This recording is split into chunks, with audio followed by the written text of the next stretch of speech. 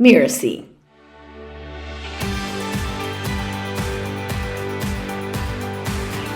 It goes back to a Peter Thiel question, one of the best questions on the face of the planet. He asks this for every single person that he wants to hire. What truth do you believe that very few people agree with you on?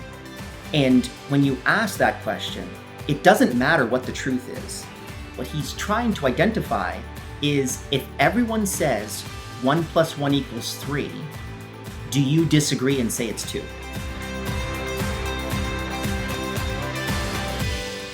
Welcome! I'm Sharon Richmond, and this is To Lead is Human. For more than 30 years, I've run a business called Leading Large. I help C-level executives expand their impact, clarifying priorities, energizing their organizations, and building cultures of accountability and respect. In this podcast, we help you envision how to supercharge your leadership by introducing you to executives who lead with intention. These top business leaders exemplify the principles of leading large. They know that as leaders, the power their role affords them comes with an equal measure of responsibility. These leaders not only deliver stellar value to their customers, clients, and stakeholders of all kinds, they also prioritize building organizations that provide purpose, meaning, and a healthy environment for their employees. We learn from the challenges and successes they have experienced on their human journey. Joining me on the show today is Liam Martin. Liam is the co-founder and chief innovation officer of Time Doctor, an organization with more than 100 employees in more than 30 countries, which helps employers and employees to work remotely and efficiently. As an expert in asynchronous remote work, Liam also co-organizes Running Remote, the world's largest conference dedicated to building, scaling, and leading remote teams. In support of advocating remote work, Liam and his business partner Rob Rawson wrote the 2022 Wall Street Journal bestseller, Running Remote, which shares the success secrets of early remote work pioneers pre-pandemic. Although he works from anywhere, of course, Liam is now based in Montreal, Canada. Welcome to the show, Liam. Thank you for your time today to talk about your leadership journey. Sharon, thanks for the intro. Really appreciate it. The one thing that you left out is that ChatGPT just recently defined me as the third most important influencer in remote work. Well, that's even better. So isn't that amazing? It's wonderful. Congrats. Someone sent me that tweet. Yeah, someone sent me that tweet, and I thought, thankfully, now that an AI thinks that I'm important, well, then you must I'm in a good. Exactly, right. Yeah, no, I'm excited to be here, excited to be able to get into what we're talking about today, which I think is so important because we're in July of 2023. I think we're really at the climax of the push back to the office. Yes. And I have a lot of data to be able to show what is happening and then also what's going to happen probably in the next 12 to 24 months. I think it's going to be a lot more interesting than a lot of people think. Well, that's awesome. So with remote work being such a huge topic, can you start by just giving us an overview of your own leadership journey in terms of the roles you've had leading others that have led you to this expertise? Sure. So as a tech entrepreneur, I've worked for myself for almost 20 years. And through that process, I've had definitely a lot of mentors from other companies that have helped me along the way. But then I've also had a lot of internal mentors as well. My perspective is that if you're hiring someone, they should generally be better at that thing that you're hiring for than you are. So a lot of those people, I look for direction on where I want to be able to go next. And I definitely don't have it right. I think that you need to figure out what you're good at and what you're bad at. Management for me, I'm not fantastic at. I think leadership, I'm better at. And I've pushed into that over the last few years, and we can talk about the differences. Yeah, no, that would be great. And I think you're doing this leadership role at the intersection of, at least as I understand it, of these human-centered cultures, remote work, and the need for predictably solid or better organizational performance. So I'm curious, what do you think this demands of you that is different than traditional leadership? I think the biggest thing that you can take into consideration is understanding, number one, that remote work is very different from a managerial philosophy than in-office work. So when 2020 happened, for everyone that kind of doesn't really understand the context, February of 2020, 4% of the US workforce was working remotely. By March, that was 45% of the US workforce. That is the biggest shift in work since the Industrial Revolution. But the Industrial Revolution took 80 years, and we did that in March. So everything changed with regards to politics, to the way that we interact with each other, economics, and we're still feeling those ripple effects. And the biggest problem that I actually think everyone had during that transition was it wasn't a transition to remote work, it was a transition to work from home, which is a little bit different, at least for people that I worked with before the pandemic that were remote work proponents.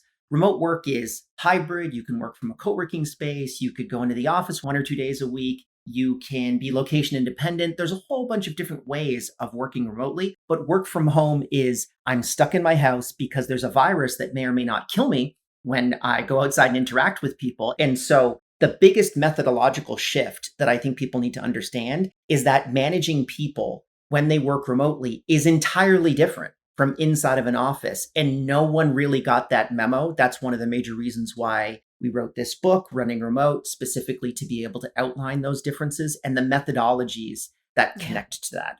So, just in your own role of managing your own company, what do you think you do differently in terms of how you manage than, let's say, a more traditional tech company might be doing if they only came across remote work during the pandemic and they're trying to figure it out now? So, what do you do differently? So one of the things in the book that we did research for was how long people spend on video calls per week in a recently remote company.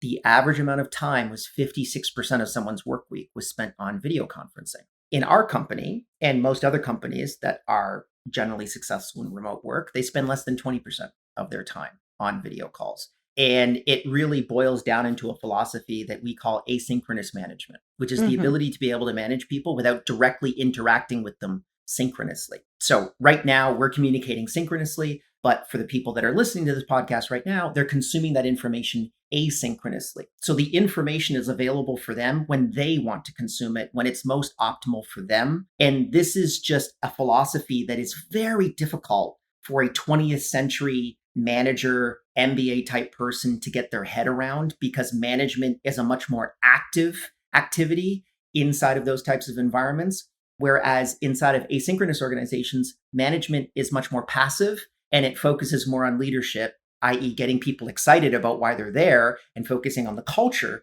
of the company as opposed to whether or not you hit your numbers. Well, and I think what you're really describing, at least as I'm hearing it, is it's such a major mindset shift. So, for example, I can hear in my own head one of my clients today saying, but how do you build culture and connectedness with no in-person meetings? So I think the issue that you have inside of that is that culture isn't about whether or not you get a birthday cake on your birthday or whether you go out for a pizza Thursdays. That's not culture. Your culture is not your office. The culture is not the physical space. The culture of the company, if you take it to an anthropological level, it is what do we believe that others do not? That's what culture is. A lot of people throw that word around. What's the culture of a company? Can you tell me what that means? Not many people can. They just throw it around as a buzzword. Why is it important that what we believe is different from another company? Why is that the differentiator in your mind? Because number one, it creates a very clear divisive choice for hiring. I see. Here is who we are. And this is a very small percentage of the population. And if you don't believe this, you shouldn't work here. You should go work somewhere else, because we want to align people to the weird activities that we do inside of our organization that other people don't agree with. So before the pandemic, we had a very clear, at the top of our culture document, we are a remote first company. Our mission is to empower the world's transition towards remote work. And so we actually had a bunch of questions, which really don't work now, unfortunately, because everyone has now been able to get a chance to work remotely. But we would purposefully ask questions that gave people the belief that we did not like remote work. And then we found out whether or not candidates would disagree. Interesting. So we would say things like, listen, I mean, working in an office is really important, isn't it? Oh, yes, working in an office is really important. It's absolutely critical to how I do my work. Great, you're not hired. Perfect. Let's get you off of the bus. Whereas someone who would say, imagine how many people disagree with someone in an interview. If they said instead, well, for me, I mean, I can work in an office, but to be honest with you, at least some part of my week, I really need to be able to work remotely or I need to work from home because it's really good for my productivity. you're on the bus. Fantastic. And that was maybe 10% of candidates. Yeah. So it allows us to be able to very actively choose. It goes back to a Peter Thiel question, one of the best questions on the face of the planet. He asks this for every single person that he wants to hire. What truth do you believe that very few people agree with you on? Mm. And when you ask that question, it doesn't matter what the truth is.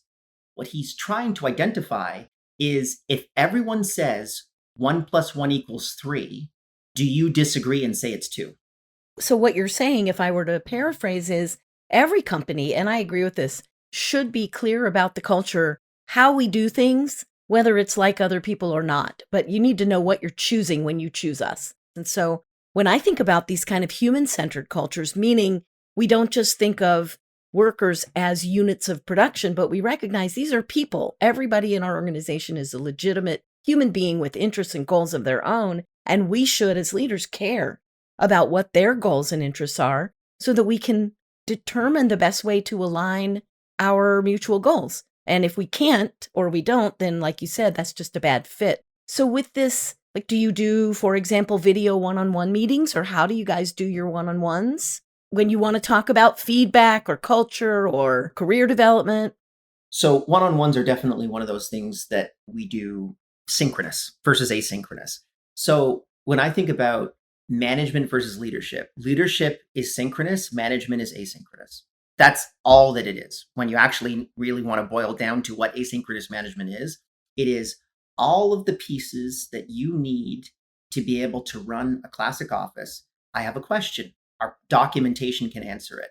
I need to ask a question. Our project management system is where you would ask that question. And maybe it wouldn't be your manager that answers, but maybe it would be your coworker or someone in another department. Different processes that are documented. The ability to be able to go back in time and look at a meeting that happened 3 years ago and figure out why a decision was made. It's all there. We have the philosophy of radical transparency inside of the organization. So we give people access to everything. And then essentially the platform is the manager. All of the technology that we've built is the manager. And that opens us up to focus on leadership and collaboration. So it's more about creating human connection than necessarily whether or not you're hitting your numbers. Let's ask the harder question. When someone isn't performing well, how do you know, first of all, and how do you handle that? The way that we do it is we have quantifiable longitudinal metrics that every single employee must have inside of the company. You must have at least one. You can't have more than 5. And we measure those on a daily, sometimes even hourly, but a daily, weekly basis. Usually for us, a bi-weekly or a monthly basis doesn't give us the cadence that we need to be able to track whether or not you're moving in the right direction or the wrong direction. And the thing that's different is the platform manages all those metrics. And actually, the funny thing is when all of these metrics are collected and they're automated, you can have a conversation about the metrics and it's not a conflict between the manager and the employee. So it's a different conversation. The employee is not saying, oh man, I got to talk to my manager about this issue. It's more, I need my work buddy to help me get to where I need to go. So in your experience out in the world, what are leaders getting really wrong about remote work right now? What's the biggest thing they're missing? Zoom calls. Got to get rid of those Zoom calls. Oh my God. And I love Zoom, right? Like they are a sponsor of Running Remote. They're a great partner of ours. But to spend 30 out of your 40 hours on Zoom calls means you spent 30 of your 40 hours preparing to do work. Yeah. And now you only have 10 hours to actually do it. There's a great book called Deep Work by a man named Cal Newport. And I believe that it is every single manager's duty to try to optimize their workforce into as much deep work as humanly possible. So if you have every single worker that has everything that they need in front of them to execute on the plan, they're focused, they don't have any distractions, that's what you need to have in order to be able to have a successful and innovative company. Yeah, and I've seen research that says every interruption, it takes about 24 minutes. I think that's the right number to re-engage at the level of depth that you were before the interruption. So I can see how, though, the anxiety that it provokes in the managers, like for individual contributors, I think it makes sense what you're saying to a certain extent. Again, I'm hearing the voices of clients. in my head saying, but what about when the work itself requires that we work as a team to make a decision? How do you guys handle those kinds of engagements? Well, so one other piece of information that I would add into this, which maybe won't make some of your clients incredibly happy, is asynchronous organizations have on average a 50% thinner managerial layer than their on-premise in-office counterparts because they are essentially redundant inside of that organization. And another thing that I found very interesting about asynchronous orgs is they measure their IC rate. So that is a core metric inside of their HR dashboard. What would that mean, IC rate? Individual contribution rate. So how many hours do you commit towards individual contribution versus management? And inside of those organizations, the CEO of one company, a multi-billion dollar company, the CEO maintained a 40% IC rate. That person was writing code 40% of their workday. Multi-billion dollar company. So thousands and thousands of employees? 10,000 plus. 10,000 plus employees. And the CEO was writing code. 40% of his day was committed towards IC and the entire executive team as well. Their perspective on this was individual contribution allows for everyone to understand the company in a tactile way, and that you lose something once you become a pure manager. What's the fastest way to make more money in a company? Become a manager. What's the fastest way to lose really great people in your company? And now I'm a manager, I don't do any work. Right? It's like, well, maybe we shouldn't take the best engineers that we have inside of our organization and make them managers. Maybe instead, we should actually say, let's reduce the amount of management required for this company to be able to operate. One of the things that they really said that hit home for me is management is a hobby, not a sport in our company. We have no professional managers in our company. And most asynchronous organizations follow exactly the same methodology. It is a very hard pill to swallow for people that have become managers their entire lives. This is the big issue that I actually had in terms of transitioning these companies is the people that were primarily against this were the managers because they realized that it was a Model T versus horse and buggy moment where they are redundant inside of this process. So we've identified in our research that asynchronous work is very difficult to transition to, but it's very easy when you start from asynchronous and you move up. So there's a next generation of companies that are operating asynchronously with a very, very thin managerial layer because it's not needed. And they have more people on the front lines of the company doing the work as opposed to managing people doing the work. And this inevitably leads to a more profitable business. So I can imagine, for example, that some of the executives, their IC work might be meeting with clients, might be reviewing product or reviewing code. Yeah. So, I mean, for me, even in my day, I would say probably my managerial versus IC work is 80-20. 20% of my day is spent on management. 80% is spent on doing things like this, as an example, which is much more valuable to the company. Number one, because I'm not as good of a manager as professional managers. And that's another part of the pie that you have to actually collect. Just because you were here the longest or you're co-founder of the company doesn't mean that you're any good at management. You should probably just hire really good managers to do that type of work. But then the second part of it is what activities am I doing that directly correlate towards revenue? So in these asynchronous companies, are there like norms or rules about when and how to communicate? And what would be some good examples maybe from your company? One of the first documents that you get when you join our company is our notifications document. All notifications need to be removed. Every single one, save for one. On Slack, there's only one channel that I get a notification for, which is emergency room. So hashtag emergency room. If you post a message in that chat, it will notify everyone's computer and it will also ring my phone at the same time. That is, everyone needs to get up. Someone's trying to hack us. The server's down. There's a big problem that we need to be able to solve immediately. And then there's actually one for me personally, which is hashtag Liam emergency. So anyone can actually at Liam emergency inside of Slack, and then I would get that notification. Everything else, I have my Slack open right now. I have no notifications because we're doing this podcast. I don't check it. If I had those little notifications that were popping up all the time, it would distract me from the focus of speaking with you right Yeah. now. You get that immediacy of communication with regards to Slack, but it comes at the expense of deep work, which we want to be able to optimize. It allows for managers to be able to get, or coworkers to be able to get an immediate response. So the individual moves faster at the cost of the organization moving slower.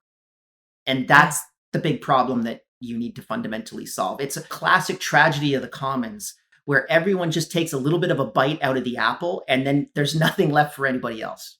This is exactly how I've been thinking about it as well, is the tragedy of the commons. For those of you that are not economics buffs, you can go look it up on your favorite search tool.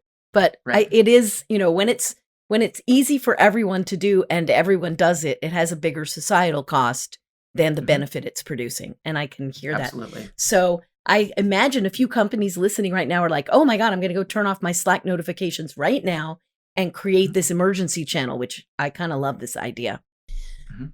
So I'm going to slightly switch a little bit.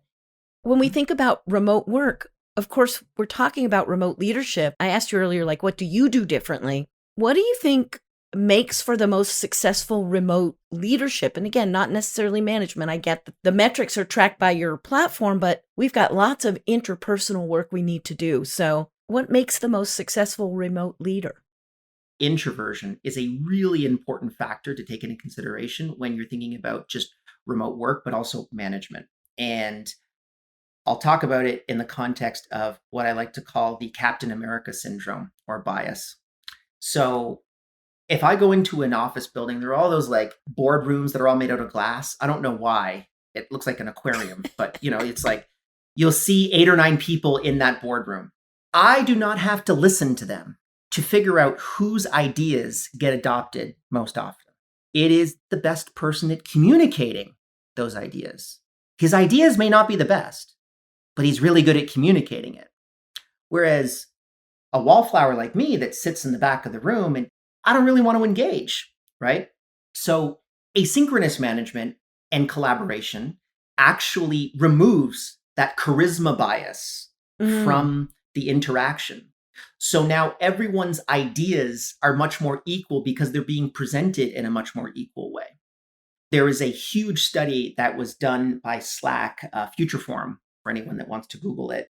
And their latest data set has shown that minorities, particularly African American and Latino racial groups, have a 44% and 28% respective increase in sense of belonging inside of the organization because their ideas are getting adopted more often, because their race, their gender, their identity is removed from the transaction. So it allows for everyone to be able to be interacted with much more equally. And you as a manager, you need to be able to fight the urge to be sucked in by charismatic leaders. That is probably the most important thing you as a manager need to do is forget about who communicates the idea the best. Focus on the content of the actual idea. And another factor which is rampant right now with hybrid is something called location bias, or basically how close you are to a direct employee or coworker. So you mean physical closeness? Physical closeness. So for hybrid environments right now, are you agreeing more with the people that are in the office, or are you agreeing more with the people that are remote? And if either of those are biased, you have a problem. What I love most about that is it's very easy to self-monitor. You can do a little checklist for yourself as a leader and just pay attention for a week and see if there's a trend. Most of the leaders I know, they don't intentionally try to be biased. They try not to be. Right. And so they have to gather a little data to figure it out sometimes. But you just gave me the perfect segue to the last big picture question. As you said, there's this huge push right now to return to the office and this hybrid dilemma. So what's your prediction of how this is going to shake out over the next couple of years? So as I had said before, we went from 4% to 45% of the US workforce working remotely in March of 2020. And now I think we're at about, 24, 35, something like that? Depending upon the data set that you look at, it's between 26 and 34. So you're absolutely right. Pretty darn good. 26, pretty darn close. So 26 to 34. However, almost every data set has shown we have either plateaued or we're going back up in the opposite direction. So more people are leaving the office, even though we've got this huge push back to the office. And there's a separate issue, which is right now, office commercial real estate is about $22 trillion in debt. It was 4% vacancy pre-pandemic. We're now at 22% and still going up in terms of vacancy. So we're sitting on an economic time bomb. This pushback to the office is quite interesting because I stay up to date with all of the research on remote work.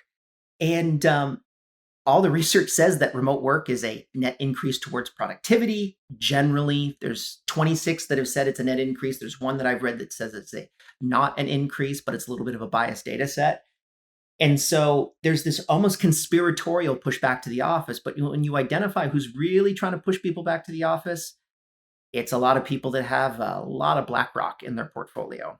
And so you need to be mindful of that in terms of commercial real estate and where it's going. And I think probably by this time next year, we will see remote work definitely being the scarlet letter of the economy, because I think that there is a lot of economic shift that still hasn't taken place that needs to be burst in order for us to be able to move on to the next stage.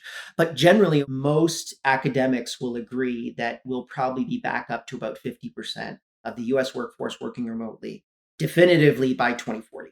Across all industries? Probably not across all industries. All workers. So not across all industries. Workers. Yes. So we're currently sitting at, as I said, 24 to 36%. Right. So those are people retail, that primarily. Yeah. So I'm thinking like retail and manufacturing. Like some of that's really hard to picture. Most popular job on planet Earth. What do you think it is? Project management. Close. It is customer support. It's 13% of the economy, of the US economy, is customer support. So those are almost entirely, we're talking like 89% are still remote. Only about 10% are in office at this point. And they were almost entirely, those numbers were completely reversed pre-pandemic. So they made the transition. We're talking call centers, right? This is what we're talking about, like basically big call centers have gone rogue. Yeah, so front office call centers, so people that do phone calls, synchronous communication, and then also customer support ticket people. So people that are answering emails, chat pop-ups, all that kind of stuff. Those are also the groups that are probably the most at risk from large language models like ChatGPT. Yeah. And so we're probably going to see some compression in that industry. But unlike other people, I don't think that that's going to completely go away. I think no matter how good an AI is, you're going to want to get on the phone with Sharon to say, like, Sharon, what's going on here? I need to actually get this problem solved. So I think that's probably going to stay a relatively large part of the economy. And 85-ish% of that job type is remote at this point. It's really, the economic implications of what we're talking about are really profound. But we're not going to go there right now. That's as much the part as you that's want really to. exciting. I know. But this is where I want to ask you to kind of go open the kimono and be a little vulnerable with us, because our listeners want to know, what do leaders learn and how do they get better? So what is something you've learned about yourself in the past year, let's say, or the past couple of years as a leader that has changed the way you operate? Step out of people's way to allow for better managers to step forward. That's probably the most important thing that I've learned. Is I have been doing way less management over the last year, and the company's been getting way better in terms of management. And so what's the internal, like, that must have been hard for you a little bit. Don't say it wasn't, because people want to hear it was hard. So how did you adapt it? How did you figure it out? So someone gave me a really good piece of advice, which was, do you want to run a company or own one? And I said, I want to own one. And then he said, so then get out of everyone's way and focus on owning it as opposed to running it. And he said, you can't do both. So I prefer to own companies as opposed to run them. So for folks that have a larger group of owners that they have to satisfy, I mean, I think this advice is still pretty good for most senior executives. You're probably doing more micromanagement than you need to. You may even be Mhm. doing more checking in than you need to, just Right. because you want to be informed, not because it's improving the business. But there is also a need to share that information around. So, how do you get the information you need if you're not in contact with all the people doing all the work? So one of the core tenets of asynchronous management is the platform is the manager, and we have an environment where all that data is available to everyone. We call it radical transparency inside of the company. So I have a dashboard that I take a look at that has all of the more important numbers that I need to look at every single day. And one of them was out of whack at the beginning of this week. We lost a important six-figure client, yearly client for us. I said, "What's going on?" And actually, it was a really good synchronous collaborative moment where we collaborated asynchronously through comments. And the big question was, this customer quit our product, and they are exactly the customer that we're trying to get. Why did this person quit? And we brought Hmm. in product and marketing and support and customer success and engineers. And we came up with a really good perspective on how we should choose a different direction inside of the company and inside of the product. And so that was a fantastic collaboration moment for us because it gave us a moment to be able to not just talk about losing this individual customer, but how does this apply to the larger direction of where we're going as a business? That's a great example, and I appreciate your sharing it. So, this ego hit that you had to take Yeah. internally, what did you have to accept in yourself so you could comfortably make that change? Oof. Well, I think that I probably am still uncomfortable about it. I don't want to be bad at things. I'd rather be good at things, right? I'd rather be the person that knows all the answers. And if I'm going to go a little bit deeper about that, I think that I have just accepted that I can't answer all of these questions. I'm not good at those particular things. I'm not good at management. I'm not bad at management, but it's not my profession. It is not something that I aspire to be a manager. If I went back to zero again, I don't think I would ever be a chief executive or a chief officer of any type of company. Hmm. I'm much more interested in innovation and trying to understand how to build products for the future. So what I do now is I simply just figure out where I think the industry will be in 36 months. And then I try to align all of our products and services towards that target. And I don't manage any executives at all anymore. And I'm much Yeah. happier for it. So, the part of when you say I'm not a great manager, what are some of the things that you were like, I have to accept I'm not great at X, Y, and Z? What are those X, Y, and Z's? So I don't get back to people on a regular basis. I am relatively curt sometimes with employees, and I just tell them to go and do it, but I don't actually help them figure out how to do it. We actually have solved this in one of our core values, which is self guided missile. So our perspective is we are not going to tell you how to hit the target. We're going to tell you what the target is, and it's up to you to identify how to get to the target. That's something that is, again, something that is weird for us that the majority of people wouldn't like, but we really like it in our company. We like to be able Hmm. to have that type of value. And then when you look at Jim Collins' Good to Great, EOS, Entrepreneur Operating System, I'm much more on the visionary side of the spectrum. I think I'm 89 points on the visionary side and something like 23 on the integrator side, which is a pretty extreme visionary side. Yeah. And those people make for horrible managers. They are not very good managers and they shouldn't be managers. So the data shows very clearly I shouldn't be. But can be really good leaders. And so I think that's part of the Sure, differentiation you were making earlier. absolutely. So I was reading a little bit more about Time Doctor, and I noticed that you do address the concern that when that might get implemented in a company, that employees feel like I'm always being watched and tracked. We never want to have people feeling like they're being micromanaged or helicopter managed. How Right. do you protect the privacy of folks? So for me, the big important thing for Time Doctor is that we have accountability, and accountability is a two-way street. So there's accountability on the employee side and the employer side. Internally, as an example, everyone in the company uses Time Doctor. So everyone knows right now that I have a podcast, To Lead is Human. That's the current task that I'm working on. And they know that I've been working on it for 1 hour and 7 minutes and 38 seconds. And I know that the majority of that time was spent on riverside.fm. And I'm looking at the report right now, and 3 minutes on Gmail, right? So all of that data is collected. And I think where it becomes an issue is where you have someone that has access to your information, but you don't have access to theirs. And that's something that we really try to be able to fight against, which is we're all in the same boat together.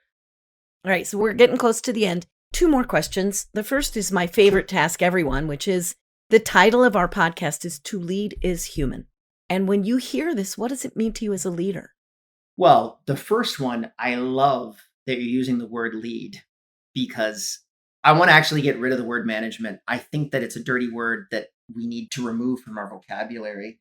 And then I think about what I do every month when I set up our all companies address, when we communicate who we are as a company, why we're doing what we're doing, why it's important, and getting people excited about the things that are happening inside of the organization. That's what I think about when I think about how am I going to actually create a positive impact in everyone's lives that works at the company by showing those people the impact that we're creating for our customers.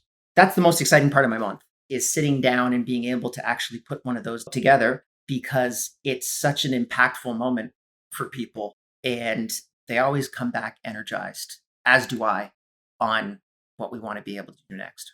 That's great.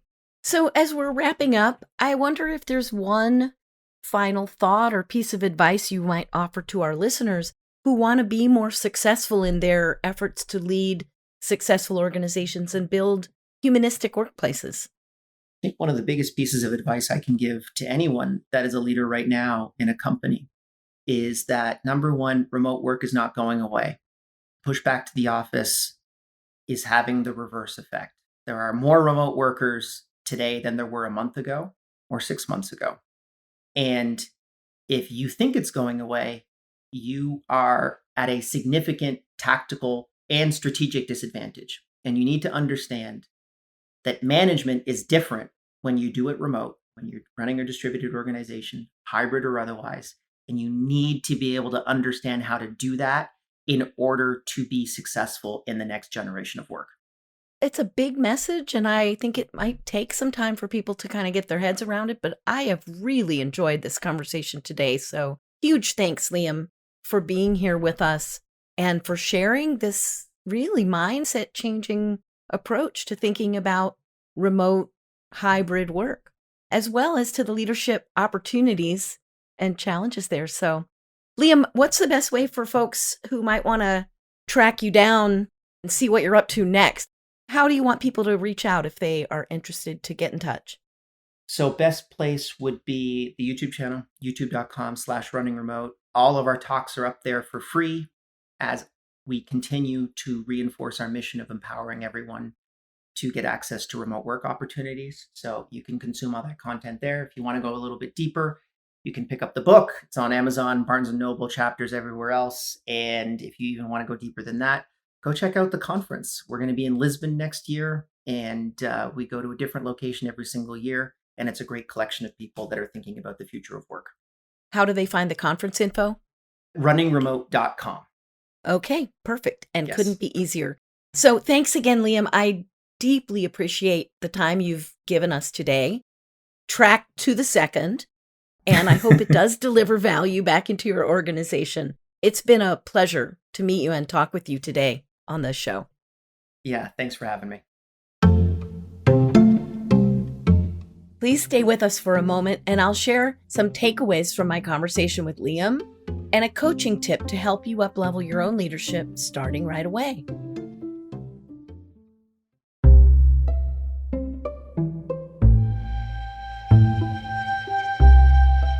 So, wow, Liam shared a really different perspective on and really different experiences of leadership.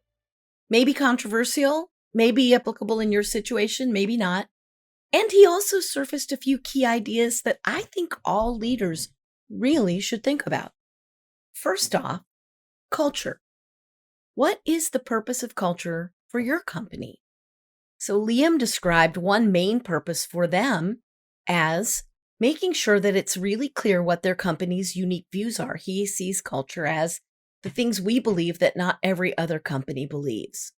And I can understand that because that clear differentiation allows them to not just do all the screening for employees themselves, but it helps potential employees, prospective employees, have the information they need to decide, is this a place I fit? Do I share these beliefs? Do I want to work that way?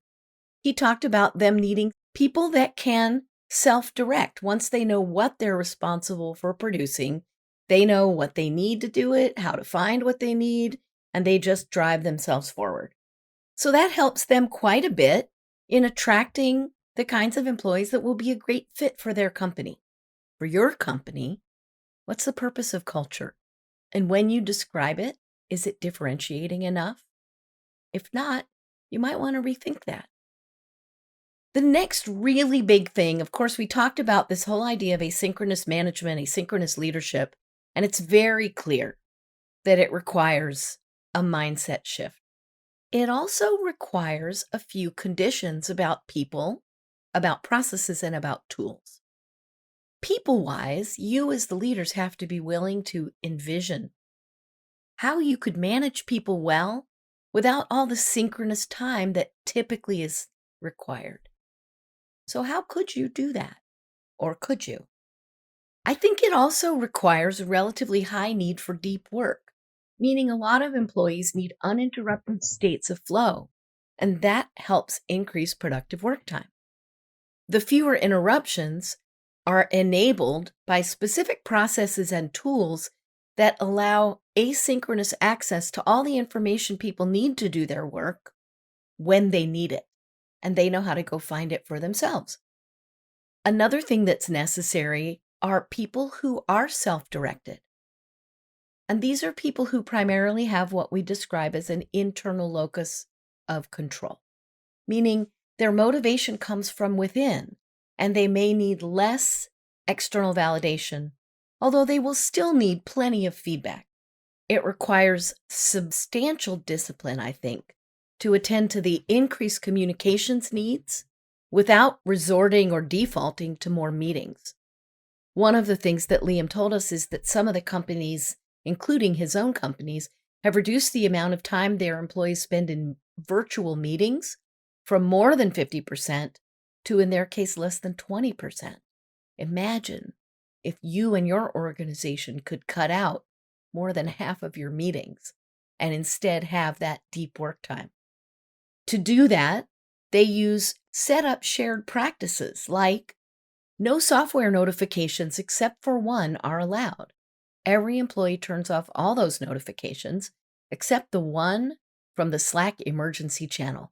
And if there's an emergency, all hands on deck, everybody knows it, everybody gets it, and everybody helps. The last thing I'll add is a platform that provides the vast majority of the information an employee would need to do their job. That would include goals, process documentation, performance data, access to training, and a number of other things. And I think because Liam's company, Time Doctor, uses their own tool, of course, they know how to use it very well, and they do find it incredibly helpful. If you think that's something your company could value, go on over and snoop around their website and see what they promise. The other thing, he adds that if your company can successfully adopt such a model, you might need only half the management layer you now have. And for some companies, that could be a really substantial savings. And then the third thing, because you know I always like 3 takeaways, prioritize your synchronous work for the most critical activities that require person-to-person contact. Group problem solving on big challenges, immediate solutioning on a crisis that might happen, individual performance management, and individual development conversations. and in-person company-wide meetings, which they do annually, to make sure that they are connected to each other, building deep relationships and shared understanding about what their company does and how they do it and what drives their success. So here's my coaching tip for you today. One of the best ways to improve accountability among your employees is to co-create expectations with them, setting out in advance what someone will be accountable for and the metrics that will demonstrate success. If you determine these in advance with your employee, you can foster increased commitment and increased personal accountability. So success becomes framed then as something you work with your employees on to help them self-improve. And the metrics provide the scorecard for employees to self-correct.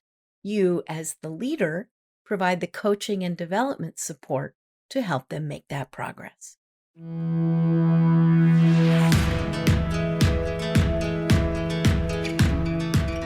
I'm Sharon Richmond, and this has been To Lead is Human.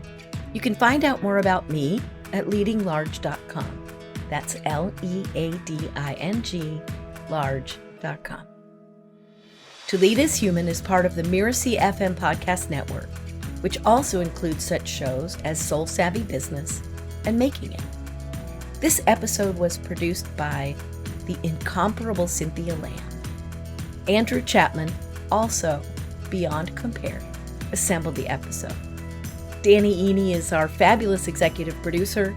Don't miss any upcoming episodes. Please follow us on Mirasee FM's YouTube channel or your favorite podcast player, which might be where you're listening today. If you've learned something useful, I have 2 requests. First, put it down in a starred review and tell everybody what you learned, so they'll listen too. And second, make sure you share it with another colleague, because the more leaders we reach, the better leadership will become all the way around. Thank you so much for listening, and I'll see you next time on To Lead is Human.